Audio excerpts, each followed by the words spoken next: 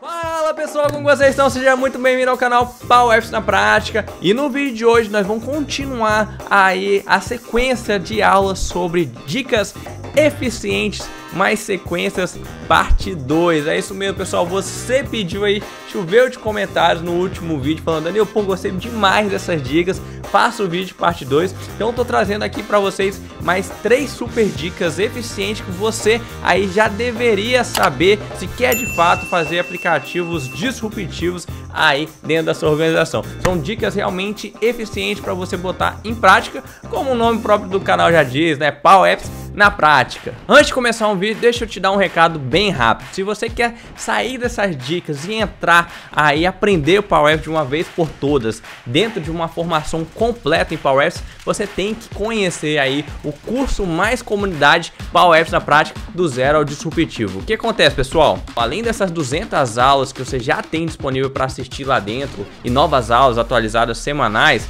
a gente já formou centenas aí de profissionais de PowerApps que estão aí em inúmeras empresas espalhadas pelo Brasil. Só que além disso, você vai encontrar diversas pessoas lá dentro para aí trocar esse network, além da gente ter aí um time de moderadores para tirar as suas dúvidas. Então, se você tem interesse de entrar nessa formação completa, clique aí, é o primeiro link na descrição e venha se tornar um disruptivo digital. Então, bora agora conhecer a primeira dica secreta aí. Então, vem aqui para minha tela, olha só.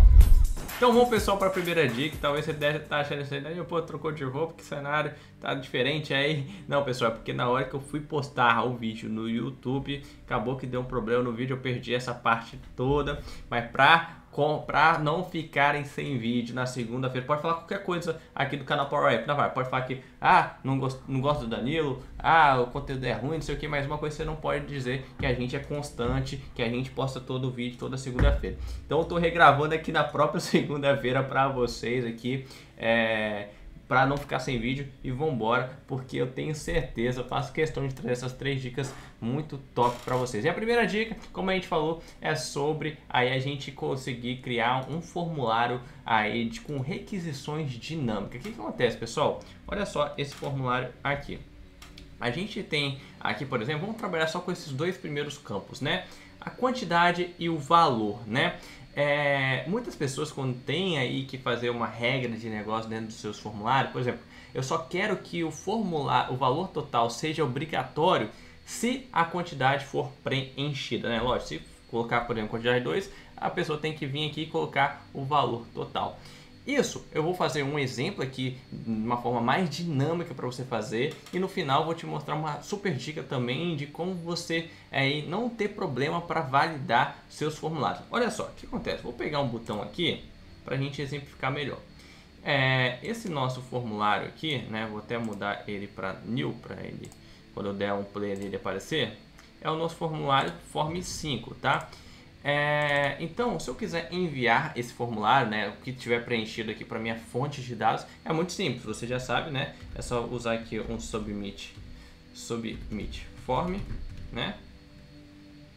E colocar aqui o nosso formulário, né? Basicamente isso. Perfeito. A internet está um pouquinho ruim, então ele não está atualizando 100% das vezes. Então, quando eu faço isso aqui, né, eu coloco a quantidade 10 e não coloquei nada no valor, e eu tenho, né, um dos nossos requisitos do nosso aplicativo é que esteja o valor preenchido. Mas se eu coloco aqui, ó, ele envia e vambora, né? Ele envia e vambora. Vou até criar um outro botão aqui embaixo para dar um new form, né? Vou botar aqui embaixo para dar um new form, para ele poderia botar um new full dele ali, né? Mas vou botar aqui na formulazinha para ficar mais dinâmico aqui para a gente enxergar. Aqui vai ser um novo formulário. Beleza, bacana. Danilo, mas eu sei que no cartão, né, se a gente for olhar a estrutura do cartão que está dentro do formulário, então tem um formulário, tem um cartão, e dentro do cartão tem alguns atributos, né, alguns controles que a gente tem aqui dentro. Olha só, por exemplo, dentro desse valor card aqui, que se chama valor total data card, eu tenho uma estrelinha aqui, que se bem para você já sabe que é da requisição, a mensagem de erro que aparece, a entrada, né, e aqui a coluna, o nome da coluna, né? Eu poderia colocar aqui no nosso card, ele tem a propriedade, olha só, required, que seria aqui obrigatório, né? Ele está falso, ou seja, ele não é um campo obrigatório, por isso eu consegui enviar, beleza? Mas se eu clicar aqui em avançado, né, que eu não consigo desbloquear, alterar aqui, né, eu tenho que primeiro desbloquear as propriedades. Se eu vir por aqui, ó, né, propriedade obrigatória, e mudar para true, olha só, vamos ficar de olho aqui do lado, true, né, mudei para true, opa, escrevi errado, true, aqui, agora sim, vamos esperar atualizar, vamos esperar atualizar um pouquinho aqui, olha só, agora aparece a estrelinha, e vamos fazer aquele mesmo teste, né, só estou contextualizando aqui, vou dar um novo formulário, vou colocar 10 e vou enviar. Olha só, uma entrada é necessária ou possui um valor inválido, né? Ou seja, ele pede para eu preencher aqui. Aí eu preencho aqui, ele deixa eu enviar. Beleza, enviou o meu formulário. Mas eu tenho que fazer uma validação dinâmica, né? Então, ou seja, quando o meu campo quantidade estiver preenchido, aí sim ele vai tornar obrigatório. E eu já vou te dar depois, logo em sequência, uma dica de UI Design, que é aí para você também dar uma melhorada dentro do seu aplicativo, tá? Essas dicas eu falo muito para meus alunos e aqui a gente vai fazer também algumas coisas de UI Design bem bacana. Então vamos lá, olha só, o que eu vou fazer aqui? Eu gostei do exemplo, né? Vou usar o label, né? Para mostrar para vocês o que está acontecendo por fora. Eu até aconselho muito vocês fazerem isso antes de inserir na função. Se eu pego, olha só, essa quantidade aqui, né, essa entrada, né, dentro do card, eu tenho aqui o data card value 68. Eu vou alterar aqui para tx, é só uma nomenclatura que eu gosto de usar, tx, né, de campo texto, quantidade. Perfeito. Então, né, eu posso usar aí uma função para verificar se esse campo está em branco. Tem muita gente que usa if, Swift, mas olha só, essas formas condicionais são as formas mais importantes que você tem dentro do Power Apps, você tem que aprender. Então, essa função que eu vou mostrar para vocês é uma delas aí que auxilia muito, né, no seu desempenho e facilita muito a sua agilidade na hora de desenvolver, que é a função chamada aí isBlank, tá? Olha só, isBlank. Ou seja, estar vazio, né? Essa é uma das 62% das funções que vieram aí derivadas do Excel, né? Aí para dentro da Power FX, né? Se você não viu o vídeo da Power FX, confira no card, ele tá bem legal, eu explico melhor sobre isso. Então eu quero saber se o campo tx, né, quantidade, né, está preenchido ou não. Está preenchido? Não está preenchido, né? Então por isso é verdadeiro, ou seja, realmente está em branco, verdadeiro, está em branco, verdadeiro. Então se eu colocar aqui, Daniel, quer dizer que se eu botar qualquer coisa ele vai mudar para falso, ou seja, quer dizer que ele está preenchido, né? Sim, olha só, mudou para falso. E é essa regra que eu vou colocar aqui dentro da minha fórmula, né, no meu required. Muita gente não sabe disso, né, mas você consegue colocar funções dentro dessas propriedades, né? Então eu vou vir aqui no nosso cartão, né? Nosso cartão, ou seja, ele só vai ser obrigatório se o meu campo daqui estiver vazio, tá? Então vou colocar isBlank, né? isBlank, aqui o nosso campo tx quantidade. Mas olha, eu vou ter que fazer mais uma coisa ainda. Por quê? Olha só, quando eu deixo vazio, né? Quando eu deixo vazio, olha só, ele se tornou obrigatório. Mas eu só quero que ele se torne obrigatório se a quantidade estiver preenchida, porque não adianta eu preencher valor se eu não coloquei quantidade, né? Então se eu coloco 10, olha só, ele torna desobrigatório, ou seja, está totalmente errado, está inversão. A gente tem que fazer aqui uma inversão dos papéis, né? Ou seja, negar, né? Então olha só, se eu tenho um operador aqui, né, que a gente poderia utilizar, que é o operador NOT, né, ou ao inverso, né, da lógica de programação e da lógica, né, computacional. Se eu coloco NOT aqui, ou seja, não, ele muda só de falso para true, né? E é isso que eu vou fazer aqui nesse formulário aqui. Em vez de botar o NOT, eu gosto de usar os operadores simplificados, que é o exclamação. Se eu colocasse exclamação ou NOT aqui, daria a mesma coisa, tá? Mas é mais rápido no desenvolvimento, né? Quando a pessoa vai ler o seu código, fica mais viável dessa forma. Agora sim, né? Se eu coloco 10 aqui e clico em enviar, olha só, ele fala uma entrada necessária ou possui um valor inválido, tente novamente, né? Isso aí já é bem bacana, mas o que você pode melhorar ainda é fazer o seu botão aqui ficar desabilitado se algum campo, né, se você tiver 50 campos aí obrigatórios ou não, tiver essa variação aí, né, você pode ficar perdido. E aí muita gente enche o submit form if, se valor estiver preenchido, então fica edit, se não fica display, disable, né? Enfim, você não precisa disso, né? Você simplesmente, você pode utilizar, olha só, eu vou pegar um outro rótulo aqui, bem bacana, porque os próprios formulários, né, esse nosso formulário aqui, ó, que é o Form 5, ele tem, né, ou seja, ele tem as suas próprias propriedades, né? Se eu vim aqui, ó, ele tem as suas próprias propriedades aqui, e ele tem algumas propriedades que nem aparecem aqui nessa lista, né? E como que eu sei disso? Olha só, se eu vim aqui no nosso label, isso é bem legal, pessoal, e coloco aqui, ó, Form 5, né, que é o nome do nosso formulário, ele me traz outras propriedades bem bacanas. Olha só, Last Submit não tinha ali, né? É algo que a gente gosta bastante de usar. Unsave também não, Update também não. Olha só, eu quero mostrar para vocês a Valid, que é aí, eles têm uma propriedade, se essa propriedade fala o que? Se todos os campos estiverem obrigatórios, né, estiverem preenchidos, aí beleza, aí vai ficar true. Se algum não tiver, ele deixa false. Olha só que legal. Tem um campo aqui que não está preenchido, ó, ele deixa false.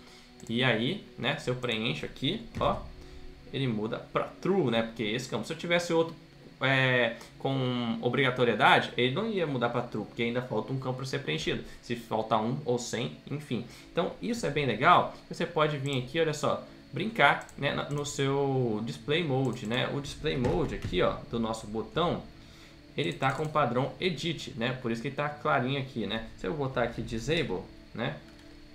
Display mode .disable, este aqui mesmo, olha só, ele fica desabilitado. Se eu coloco, e aí eu não consigo nem clicar, né? Se eu coloco aqui edit, ele já muda para cá. Talvez você já sabe, mas eu já vou emendar, olha só, faço um if, né? Vou apagar aqui. Se o nosso form5.valid, né, for igual a true, aí eu nem preciso usar o igual a true aqui, tá? Porque ele já reconhece que é uma condição lógica, né? Então ele já vai pro true value. Então não precisa nem colocar igual a true ali. Por isso que antes que você manda no comentário, aí por que você não botou a form 5 igual a true? Cara, vamos simplificar as coisas aqui, né? A gente quer realmente chegar no nível top de Power Apps. Então vamos lá, form 5.value. Se for verdadeiro, o que vai ser? Vai ser edit, beleza? Pô, se não estiver preenchido tudo, aí eu quero que ele fique desabilitado, disable, né? Pô, que bacana, Daniel. Olha só que demais. Então vamos lá. Quer dizer então, Daniel, agora se você apagar isso aqui vai ficar desabilitado? É isso mesmo. Olha só. Vou clicar aqui, ó. Além da mensagem, ele fica desabilitado. Isso é que eu falo muito, meus amigos, pessoal. Vamos caprichar no iDesign, né? Essa parte aí de interface do usuário, gerar uma experiência para o seu usuário muito melhor. Eu bato muito isso na tecla, né, com meus alunos. Então, isso aqui eu tô passando para você. Não custa nada a gente fazer isso e você vai tornar o seu aplicativo muito mais usual. Vai evitar aqueles problemas. Fulano, pô, tá com problema aqui no meu aplicativo. Como que eu faço para resolver isso? Isso não vai existir mais com você. E além disso, o que você poderia fazer? Como é um campo, o valor ele está totalmente vinculado aqui à quantidade, o que eu poderia fazer, né? Eu poderia pegar essa mesma função e só deixar ele visível se a quantidade estiver preenchida, né? Lógico, isso aí vai de requisito para requisito. Então na propriedade visible, né, ele está visível, eu vou mudar e vou colocar a função aqui, olha só. Então, quer dizer agora que se eu apagar aqui, olha só, ele nem vai aparecer o valor total, olha só, sumiu. Ele só vai aparecer aqui e já vem com uma obrigatoriedade. Isso é sensacional. Lógico, aqui você poderia já deixar aqui vermelhinho, já essa mensagem, né, aparecendo como true. E olha só, mais bacana, o enviar ainda está sem nada, né? Isso é sensacional, pessoal. Então essa foi a primeira dica. E bora para a segunda dica. Então bora para a segunda dica secreta aqui. Essa que é a função assim que realmente muito poderosa. Eu vou até abrir um label aqui para mostrar para vocês, né, como de prática. A função que eu quero falar para vocês aqui agora e mostrar um exemplo bem legal é a função with, pessoal, com em português. essa função, como eu disse para vocês, é realmente muito poderosa e poucas pessoas conhecem e poucas pessoas realmente sabem utilizar no momento certo, né? Eu enquadraria essa função como um tipo de uma variável super poderosa, né? Lógico que na documentação da Microsoft ele não considera a if como uma função de criação de variáveis, né?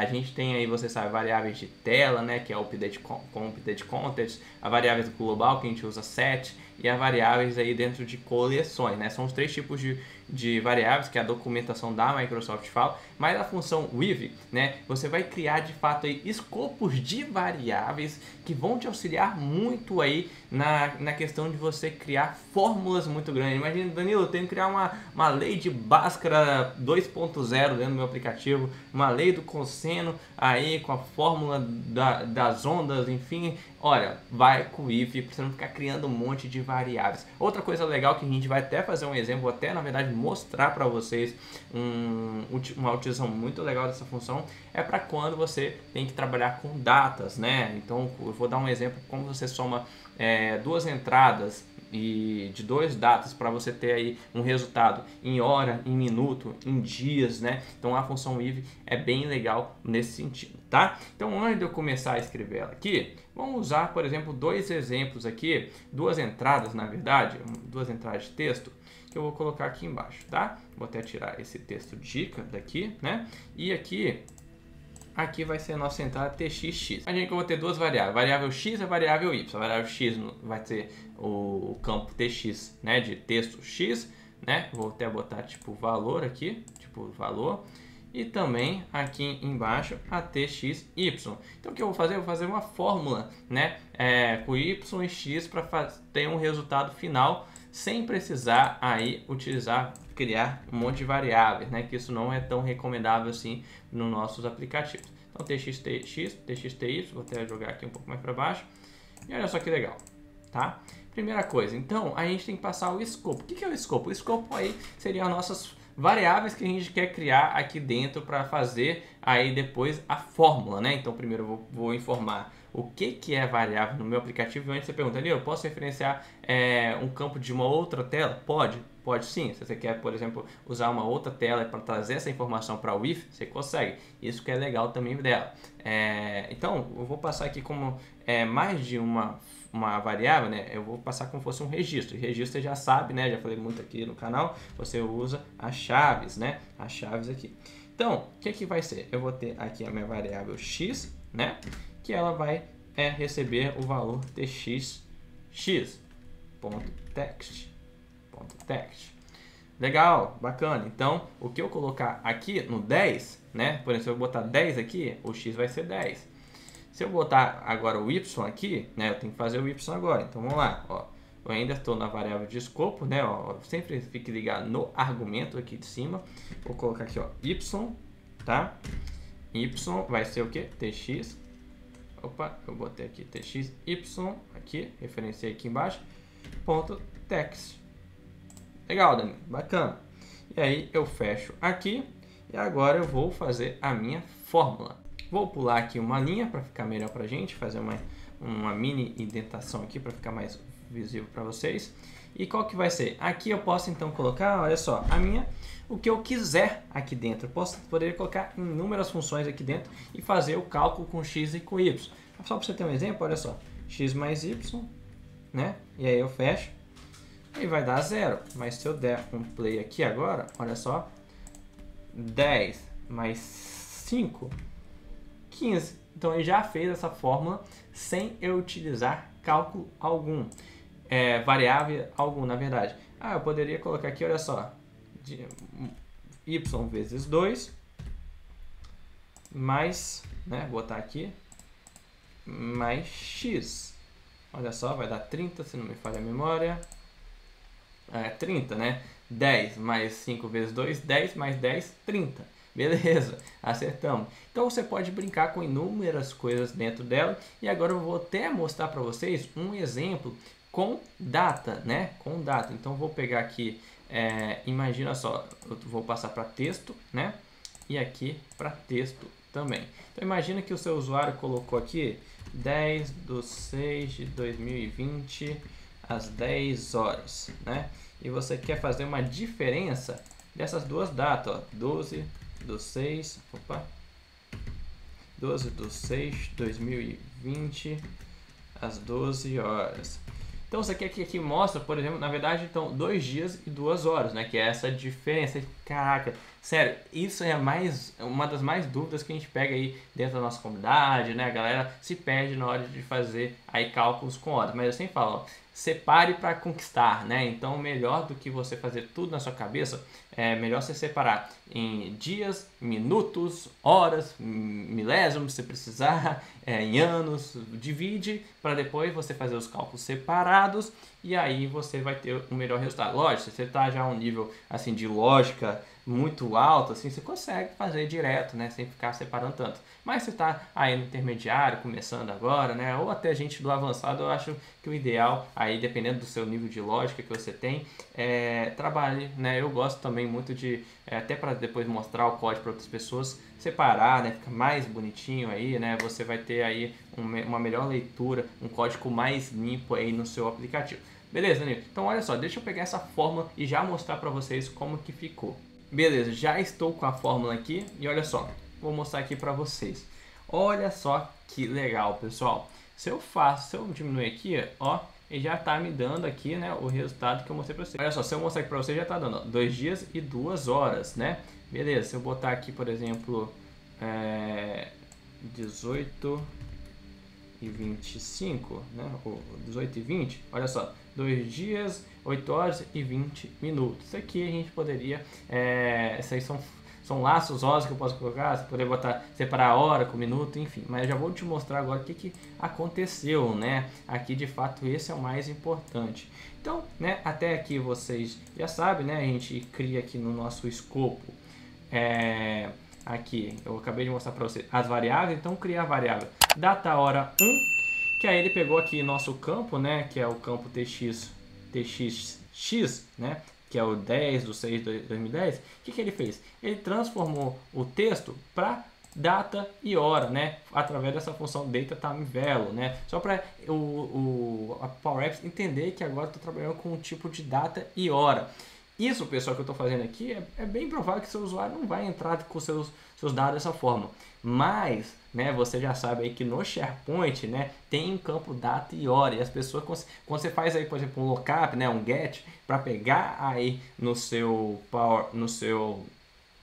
SharePoint, trazer as horas e a data, vem assim, 10/6/2020 às 10 horas. Fala, meu Deus do céu, como que eu vou trabalhar com isso agora para ter esse resultado, né? Então você já sabe que essa forma aplica também se você estiver fazendo aí, trazendo os dados para o seu SharePoint, né? Não só dando entrada igual a gente está fazendo aqui. Então beleza, eu criei a data e hora 1 e aqui embaixo a data e hora 2, que armazena aqui o valor de baixo. E olha só que legal. O que acontece? Na minha fórmula, né, eu estou utilizando outro if para pegar essa variável aqui, data hora, né, a diferença de data hora 1 com data e hora 2 e extrair os minutos e os dias. Isso é sensacional, pessoal. Como que eu faço isso? Olha só, eu criei uma outra variável, minutos, e aí imagina imagina se eu não estivesse usando a função if. Esse código ia ficar enorme, porque você ia pegar if dentro do if, dentro de if. Não, aqui olha só, um código muito mais limpo, por isso que essa é uma dica muito eficiente para você aprender a utilizar a função with, né? Então eu peguei o minuto e olha só aqui, eu passei a variável lá de cima, então ele já criou essa variável, né? A variável de escopo, data e a hora, né? A função, ó, eu quero a diferença, né, dos minutos, da data inicial com a data final e a unidade minutos. Ah, Daniel, se eu quisesse aqui anos, beleza, é só você botar aqui, ó, years, né? Years. E aí você teria a diferença de anos, né? Que aí daria 0, né? Porque todos os 2 anos aí é 2020, né? 2020 aqui, ó. 2 anos 2020.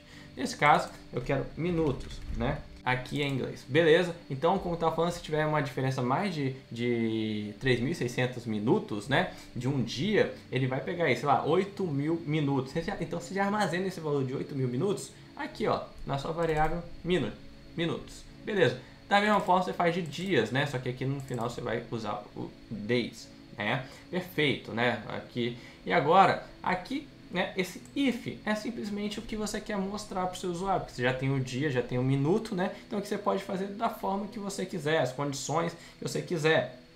Nesse caso aqui, olha só, eu estou mostrando aqui o dias, né? Ele vai pegar, lógico, se o dias não for igual, se o dias for maior do que 0, porque se não for ele vai deixar vazio, para não ficar aquele dias aparecendo concatenado na minha esquerda, que isso aqui ninguém merece, 0 dia.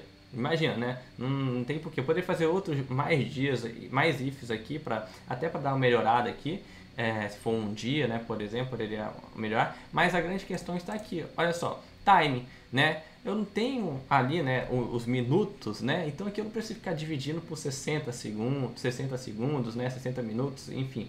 Eu já tenho o time e passo aqui, olha só, minutos. Então a variável dias aqui do meu lado esquerdo e a variável minutos aqui do meu lado direito. E aqui ele já sabe, né, para trazer realmente os minutos. Então ele vai aqui concatenar no final com minute. Então, olha só, como vocês já viram, né, tá funcionando perfeitamente. Posso botar aqui 15, diminuir aqui para 8.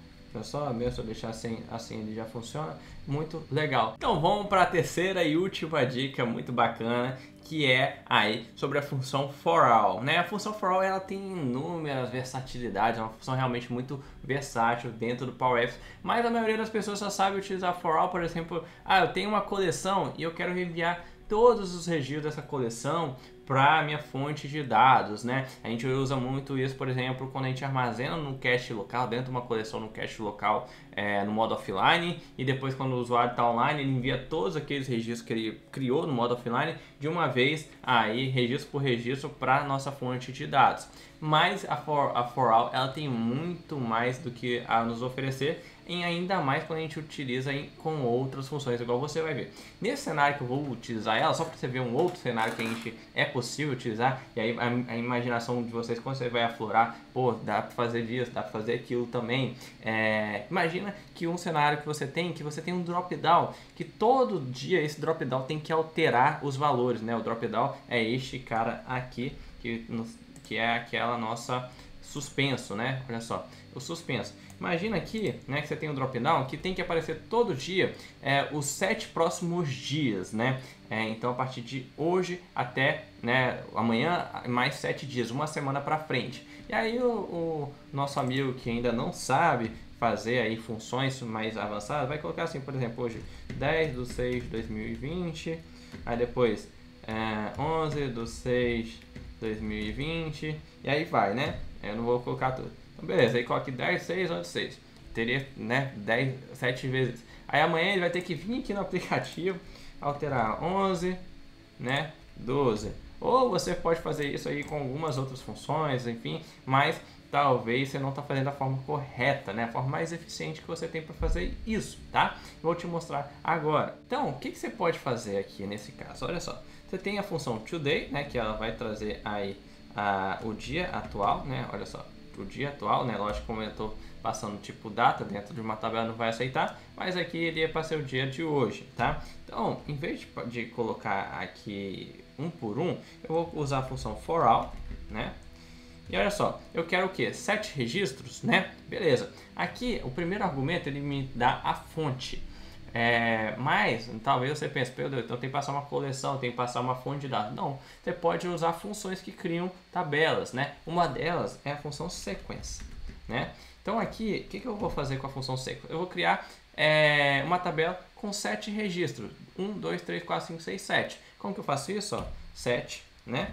E aqui no início eu posso deixar 0 mesmo, né? Para começar com 0. Ou começar com 1. Tanto faz. Isso aí não vai ter problema. Isso aqui ele só vai somar aí no final, que a gente já vai mostrar. Beleza? Olha só.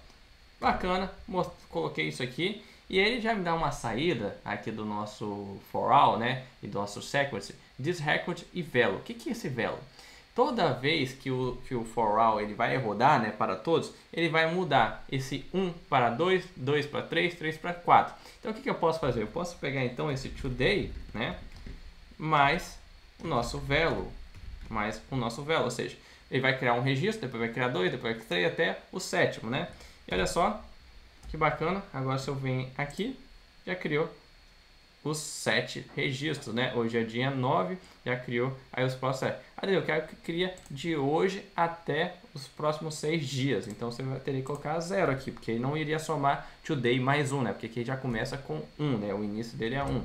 Então ele vai botar 0 aqui. E agora, olha só, já atualizou 9, 10, 11, 12. Perfeito. Isso aqui é uma dica bem bacana com for all. E você poderia usar isso também, sabe como? Em galerias, né? Em galerias. Então imagina só, eu poderia colocar aqui, criar uma galeria em branco mesmo, só pra gente ter. Na propriedade items dela, né? Deixa eu até diminuir ela um pouquinho aqui, pra ficar melhor. Eu vou pegar, olha só, esse for all que nós fizemos, só para adiantar, e vou colocar aqui, ó, na propriedade itens dela. Se eu dar um Ctrl V, olha só, e criar aqui agora um label, só para mostrar para vocês, olha só, eu tenho dentro de uma galeria também, né? E o que você poderia fazer? Daniel, eu não quero criar só um registro, quero criar vários registros, né? Você poderia colocar assim, ó, dia, né? Tô criando aqui, ó, só para vocês verem. Eu estou criando então então todo for all ele vai criar o dia, né? Uma variável dia, né? Beleza? Ele vai sempre incrementar. E também eu vou querer sempre um ID, né? O ID que eu vou usar o velo mesmo, né? Vou usar o velo mesmo. Beleza? Vou fechar aqui. Vamos fechar aqui. Ele tá dando erro aqui porque de fato não tem esse parênteses aqui, né? Beleza? Agora, o que acontece? Se eu criar aqui um outro label aqui dentro, ó, e olha só, ele já até trouxe para mim, ó, o ID, agora eu tenho um ID, né? Bem bacana, poderia fazer aqui, o ID 1000 mais o velo, né? Agora o que ele vai fazer? Vai somar isso aqui com 1000, ó, 1000, 1001, 1002, né? Bacana, poderia colocar aqui, ó, para referência que é um ID mesmo, né? ID, ponto assim. Deixar dessa forma. Olha só que legal. Vou só concatenar uma informação com outra. Ó, ID. Então, rapidinho já criei. Posso criar aqui, né, 100, 200, 500 registros, né? Aí vai conforme você precisar. Você pode poder fazer isso aqui, por exemplo, por semana, né? Criar, por exemplo, as 52 semanas do mês, né? Então aqui você iria botar semana, né? E aí você poderia botar só o velo, né? Então aqui semana 1, enfim, ó, que legal. Velo aqui, então aqui seria, poderia colocar tipo S1, né, ó, de S de semana. Agora aqui eu tenho que mudar de ID, né, para a semana. E olha só, eu tenho aqui todos os registros até a nossa última semana. Eu botei 51 porque eu botei com 0, então teria que mudar ali para começar com 1. Então é isso, pessoal, espero que vocês tenham gostado aí dessa série aí de dicas secretas, né, mais muito eficiente dentro do Power Apps. Se você gostou, não deixe de deixar o like, compartilhar com as pessoas aí, e lembre-se, se você quer de fato entrar numa formação completa de Power Apps, aprender muito mais do que dicas aí, tá dentro de uma comunidade com pessoas aí para trocar ideias, suporte e tudo mais, clique aí agora no primeiro link da descrição e você será muito bem-vindo aí à comunidade do Disruptivos, beleza? Fique com Deus e até a próxima. Boa semana, pessoal. Valeu, tchau, tchau.